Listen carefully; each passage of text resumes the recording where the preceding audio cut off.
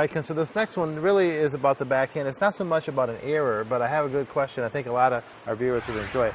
What is the proper crossover for a backhand? You see a full crossover, you see a step forward, some are square, some are closed. What do you think about that? A lot of it depends on where the player's at in the court. For example, a really wide backhand, you might see the player doing a crossover as he's reaching out to the ball. It's a crossover, they can stay down the shot and come through. When the ball's more in the middle of the court, you don't see quite as much crossover. The player's actually using their left leg to go into the court, and over here they're a little more in difficulty on the shot, so they're crossing over. So it depends a lot if they're attacking the ball or defending the ball. Okay. And can you hit offense with defense position? Yes, you can, but it's more difficult to play. So the way we would try to fix something like that, if we see Ryan do a crossover on his backhand with a one-handed backhand first. Good. One more time, that looks really good. That's what you typically would see. You say, now, is that incorrect? I see Federer and all those guys do it. Not incorrect. It's based a lot on the position and are you going to attack the ball or defend the ball?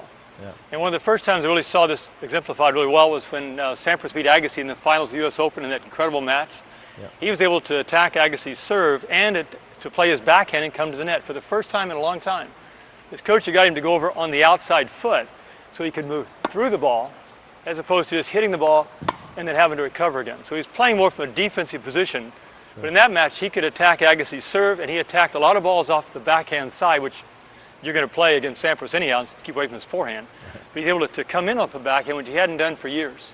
Cool. So the goal is to set up on your outside foot to move in. Not incorrect to cross over, but it's hard to move forward into the shot. Yeah, I know sometimes, we hang out with pros and coaches, and there's this raging debate. It's really kind of solved now, but 5 years ago, 10 years ago for sure, the concept of someone hitting a two-handed open backhand, that was just something most pros would never dream. That's wrong, technically. But then you see Serena winning every tournament in the world, and a lot of players, Martina Hingis, they just open that up and they can crank it. So the tip here really is that a lot of things are acceptable, and you have to know and kind of have a deep pocket to help your players with several things. But a lot of stuff that used to be kind of taboo, now actually is something that you can do in the modern game. So George, why would they want to hit out of an open stance?